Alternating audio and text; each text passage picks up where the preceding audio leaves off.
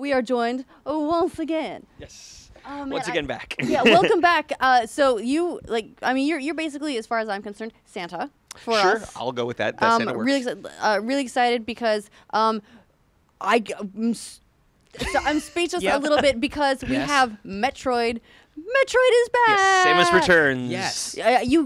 I'm just gonna let you know, you will not believe the amount of hype over that we've poured over the Metroid Prime 4 logo and tasteful logo. the logo. There's excellent reflection. The sound effect behind it. Yep. Yes. No, a buddy of mine's the one who worked on helping put that stuff together. So yeah, no, it's great. It looks awesome. But then we also have one that's a little bit tiny bit closer to release. Yes. And for the 3DS. September, yes. And that's Metroid Prime 4 is of course in early October. What? No. This is No. Next year. Hot In takes. development. Hot takes. In development. But this is Samus Returns. Yes. So we're gonna get that for 3DS. Get everyone back into the world, back into a ball. What I loved about this, and when it first popped up, I was like, "Hey, is this Metroid 2?" I was like, "This is Metroid 2. This is Return of Samus," and now it's Samus's Return. Yes, Metroid Samus Returns. It's based on the Game Boy game. It's a remake of it. They added a lot of sound effect. They changed the audio track to it a lot. They freshened up with a lot. It's right on the screen too. A lot of really bright colors, 3D visuals as well, which you can't see so well here on TV on the computer since it's only in 2D. But our gameplay over there, Sarah, can see everything gloriously in 3D. This is live gameplay right now. We are not watching any video or pre-render. This is real. This is raw. Yes. This is happening. It is happening live. Exactly. How your whole show is, so it works out great in that way. But no, they decided to remake the game, added a lot of 3D visuals to it, and just bring in people who maybe a lot of people who've played it before. It's a nice way to bring it back, and for you who've never played a Metroid game before, it's also great as well. Right. So for a lot of people, this may be an introduction to the franchise, and then they'll be familiar with it when Metroid Prime 4 comes out. Yes, well, that's the idea. Yeah, it's a great way to become familiar with the franchise for sure. And as most people know, Samus is a female. She's not. That's a big surprise in the first Nintendo game. Right. A lot of people just assumed it wasn't, but then you find out, oh my gosh, Samus is female. It's a female bounty hunter, which is awesome. She kicks ass. So, and all that stuff. I want to talk about what made you decide. What made Nintendo decide? No, we're going to bring. Why did you, Daniel, decide? Why did I decide? Out of all the Metroid games, you're like, okay, this is going to, we're going to bring Metroid back, previous to Metroid Prime 4. We want to introduce this to some new players. We want to bring something back for the old school players. We want it to work really well on the 3DS. What made Metroid 2 the choice? That's a good question. I mean, the devs kind of worked it out. They decided this was just a game they wanted to bring back. It was on the Game Boy, so the original Game Boy version, there's no color in that one. So it's just a great title to bring that. It gives a lot of actions, a lot of exploration, and it was a title that seemed like a really good opportunity for them to really recreate and bring it back in a new way on the Nintendo 3DS. So how faithful, if I've played the original Metroid 2, how faithful are these maps? How faithful are the mechanics? What's been tweaked? What's been changed? For a lot of the main gameplay's there, so for those hardcore players, a lot of that's there, but they've definitely upped the ante on the bosses, changed up the graphics, just feels differently, and Samus does have several really cool new moves. Her ability now to aim in all 360 degrees, which is really helpful. Like right now, you can see there, Samus kind of moving around, and what's really cool. So nice, thank you. Instead of having to how do you get that diagonal one on the Game Boy, trying to hold that button down properly was a little bit challenging. So it's nice you have that free roaming aim in all directions, and even when that little light beam comes out to show where you're aiming, it turns red when you're actually targeting an enemy. That's great. So so we'll see if Sarah can find an enemy to target real quick. Oh, there's one. I believe in you, Sarah. There it is. Yeah, there it is. Your magic turns red. is real. We believe. That's great. So yes, you have that there. There's other things beyond that too. She will have some new abilities called the Aeon abilities as well, so she'll be able to show that off also. We'll get to that shortly. And the other move they have too is something called a melee counter. Yeah, I saw this. Yeah, you saw it. Yeah, basically when you attack closely, like Samus can now basically swing her arm up and basically push back an enemy, and if you shoot right away, you get a critical hit. And you actually can kill an enemy, put a lot more damage on them almost right away. So it's a little bit like a knockback. Yes. It's a really helpful tool to have. And that's the thing, too. They want to make sure this game was really fun for the people who've played it before, those hardcore fans, but also introduce it to, as you were saying before, like to people who've never played a game like this before. So it's a nice balance between the two. Well, it's a nice return as well. Return of Samus, if you will. Yeah, no. But I get it now. God damn it, Anthony.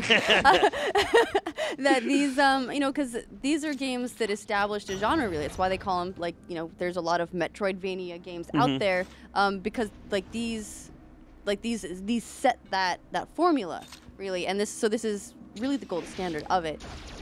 Do you worry at all about you have to be careful about updating the formula too much with something like this?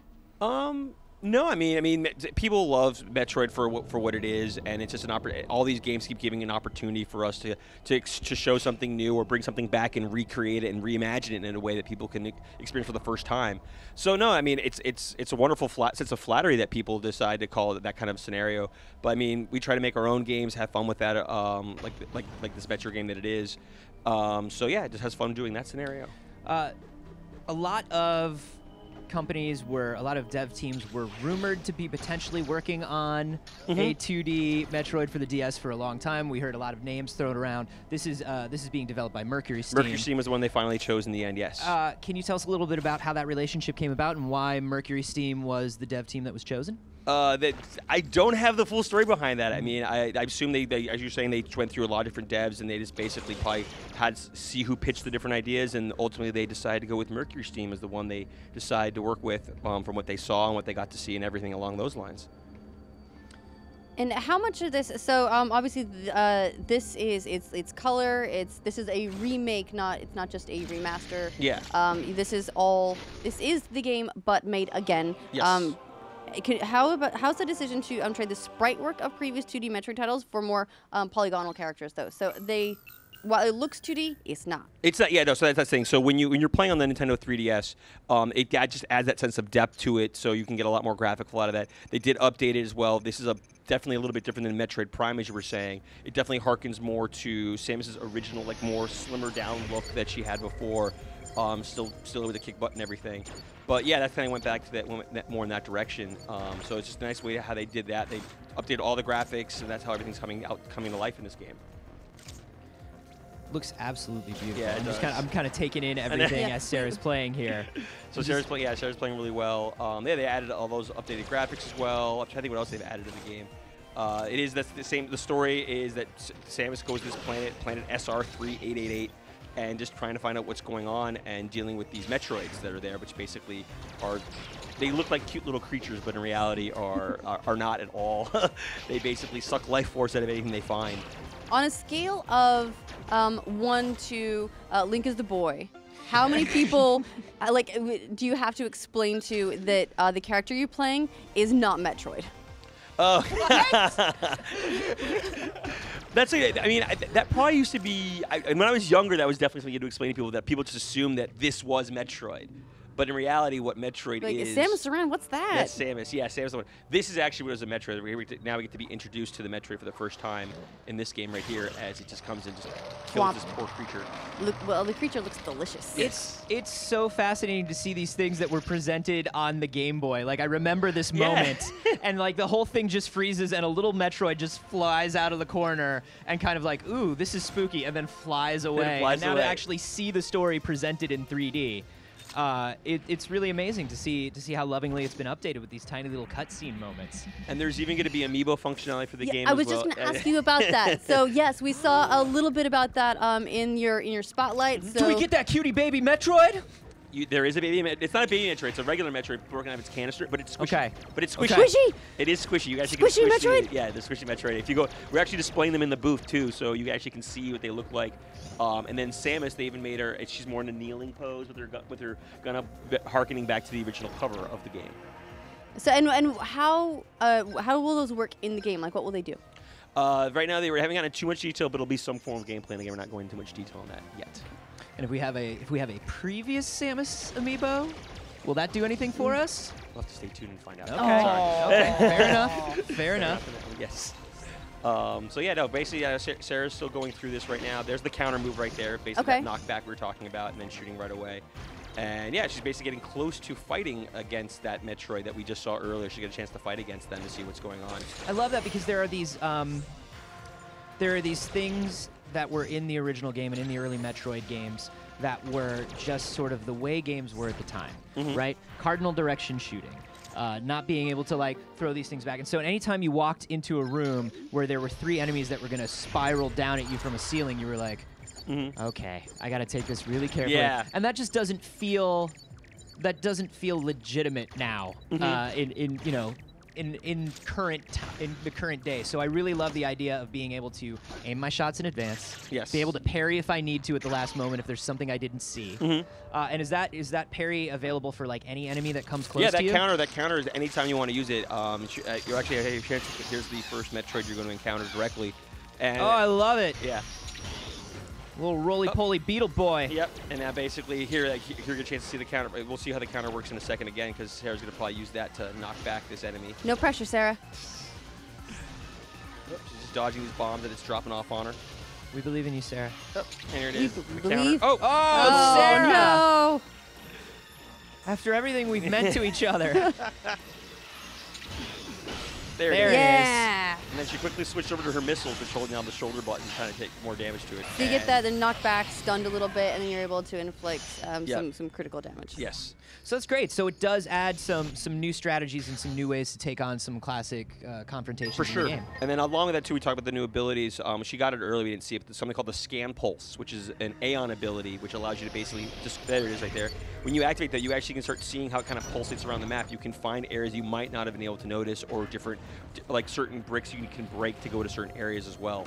On top of that, too, the lower touchscreen actually gives you the ability to put markers down where you want to as well, which is a big thing in the That's going to be Metroid huge games. because you do find yourself going back to areas a lot in these games, so it's nice to be able to stick a pin in it and remember that you want to come back to this point. For sure. Well, that's something that I loved, I mean, in Breath of the Wild as well, and it just feels like, once again, there were these classic limitations that we all, like, it's okay in, like, 1987 if I'm pulling out a notebook and I'm, like, gridding out and making my, I did that as a kid. Well, I did that as a kid. Well, that was part of the swear. experience. Yeah, the maps. You have for to. a lot of really. games. But just adding the pin and stamp system to Breath of the Wild really changed everything for me. And this is such a huge deal in a Metroid game, because now it's like, okay, I don't have to keep the entire map in my head, especially if, you know, now that it's portable, I'm taking a day or two in between sessions. Of course. It's not fresh in my head. Very nice. No, it's just easy that way. I just enjoy it as it is, for sure. Yeah, well, and this does feel too like they're one of the things that I like about remakes like this they update the formula, everything looks a little bit nicer, but then there are those tweaks like being able to put a pin in maps and such. It's nice because we typically, like a lot of these older games, if you've played them before, you remember them in a certain way. If you were to go back and play it now, it wouldn't feel the way it felt then, but this will probably feel the way you think the game was. Yes, the way you. It's Did always that make funny when any you go sense? back. You think these games like, oh, I remember playing this game. And you go actually back and play it. You're like, this is not what I clearly remember, but it's also childhood nostalgia and spending a lot of time going through that. So this is fascinating. So in addition to new abilities and Amiibo support, are we getting any new sort of main game content or anything like that, or is that something you're not talking about? Not talking much about. I mean, the bosses are new bosses, the kind of that element of that gameplay there. So it'll be something new to experience, and we'll give more information as the game's getting ready to come out on September 15th. September 15th. Well, thank you so much, Daniel. It looks amazing. Thank you.